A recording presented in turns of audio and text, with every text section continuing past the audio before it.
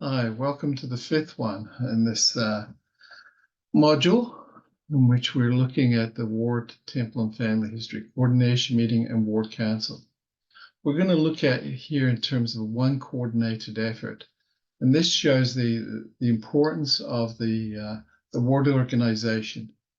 And we hope that you understand that Temple and Family History needs to be coordinated with all the ward organizations, and it plays an important role for members receiving all the promised blessings of the gospel.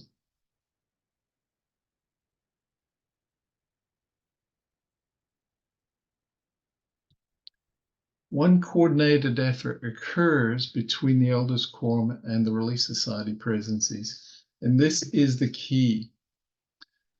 There is a delegation of responsibilities.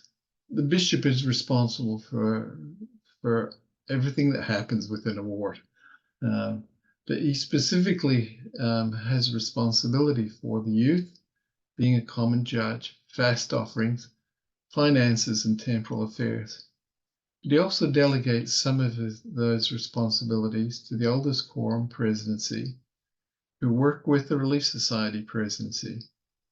And they look after, in terms of ministering, temple, caring for those in need, family history, and missionary work. Now, don't think of these 5 responsibilities that the Elders Quorum and Relief Society have as separate. They're all part of one. As we can do ministering through family history. We also do temple ministering. As we're caring for those in need, we are ministering.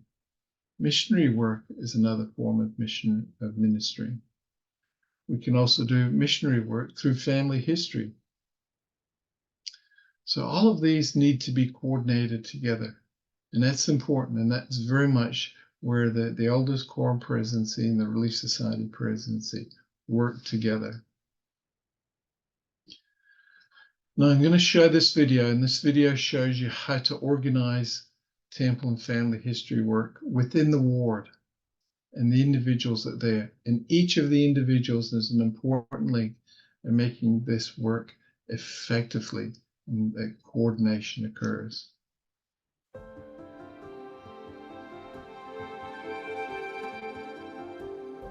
Being called to serve within temple and family history is an important role. After all, you are essentially organizing the work of salvation and exaltation.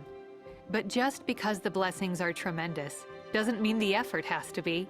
Your role as a leader within temple and family history is simply helping others take part in these tremendous blessings. It's important to understand the keys to salvation lie within the stake president. He and his counselors take on the responsibility to make sure those within their stake are taught and prepared to make covenants within the temple. It's also their responsibility to encourage further learning and growth through family history work and returning to the temple to perform ordinances for their ancestors. In order to accomplish this, the stake president coordinates efforts through the Elders Quorum in each ward. He can also organize a stake adult leadership committee, which includes the Stake Relief Society presidency and high counselors. These additional leaders instruct and support the ward leaders in their efforts, either as a group or individually. The stake president can also assign high counselors or stake temple and family history consultants to support and train local family history leaders and temple and family history consultants. At the ward level, the bishop coordinates with the Elders Quorum and Relief Society presidencies as they lead temple and family history efforts. He also coordinates with the stake president to decide whether to call a temple and family history leader. If no leader is called, a counselor in the Elders Quorum presidency fills that calling. Elders Quorum presidencies lead the efforts for the elders, and Relief Society presidencies lead the sisters in the day-to-day efforts of temple and family history work. They also develop and implement a ward temple and family history plan. This plan should be simple and include all members, considering any unique needs, resources, and actions to take during the year. The plan is discussed by the ward council and, when ready, approved by the bishop. Temple and family history consultants are called to serve under the Temple and Family History Leader, or a member of the Elders Quorum Presidency, to support the Elders Quorum and the Relief Society. Their main purpose is to help implement the ward plan for Temple and family history work, meeting with individuals and families in the ward, participating in all applicable meetings, and serving in the Family History Center when assigned. Temple and family history coordination meetings are held regularly.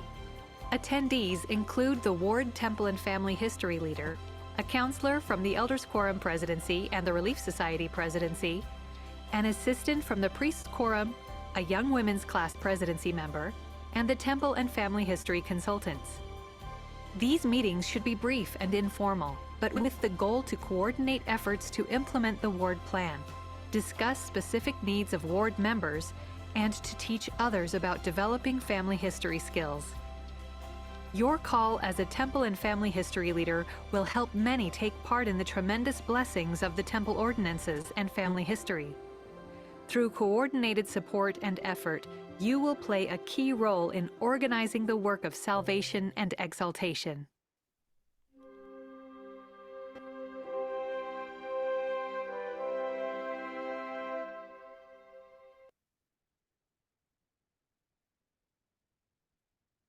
Now, just to go back over this, it's important that in terms of the ward council, that it is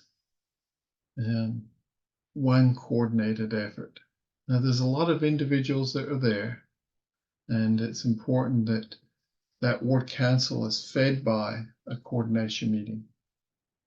Coordination meeting can't be held if you don't have a Temple and Family History Leader or Temple and Family History Consultants. It cannot occur unless you have a member of the Elders Quorum Presidency and a member of the Relief Society Presidency also attend that meeting. It can't occur unless you have youth leaders and consultants also at that meeting. So it's important that people are called and that they are led by a plan, and that the plan occurs by having identified challenges based upon the Temple and Family History Activity Report. The Ward Temple and Family History Activity Report and the Temple and Family History Plan provide the basis for the coordination meeting to return and report on the progress of the Temple and Family History Plan and the activity of individual members and ward events. Although reaching goals is aimed to stretch us, the true purpose of the meeting is one coordinated effort of our ministry actions to encourage and help each member enjoy the blessings of Temple and Family History activity. The ward organization depends upon people being called and people having a plan and meeting together so that they can coordinate specific actions. Now, to understand this coordination, I've used here an illustration of a rowing boat. And in this rowing boat, as you can see by the photograph, there are 4 rowers. But there is a 5th person, and that's the coxswain. And it's the coxswain who steers the boat and ensures there's one coordinated effort. The coxswain does not do any rowing. His role is to steer the boat in the right direction, ensuring that there is one coordinated effort by all the rowers. Now, the structured courses that the church has provided are the oars that the church provides to help members press forward by enabling them to gain access to both temple and spiritual blessings. I've identified in this slide like 4 types of those courses. There's the self-reliance courses. There's BYU Pathway Connect. There's Come Follow Me in Sunday School for individuals and families. And we've also provided here within the stake Temple and Family History courses like Discover, Gather, Connect, Find, Take, Teach. and the Temple Instructions course. Now, each of those courses should be discussed within the Ward Council of how you can help members. But it needs to be that there's not one oar just being rowed here. If you just do BYU Pathway Connect, if you only do self-reliance, it's only one oar within that boat that's being rowed. And if you only have one rower rowing, then all the boat does is just go round in circles, round and round in circles. You need to know the individual needs of members and encourage them to attend those courses. And the role of the Ward Council is to coordinate all that rowing.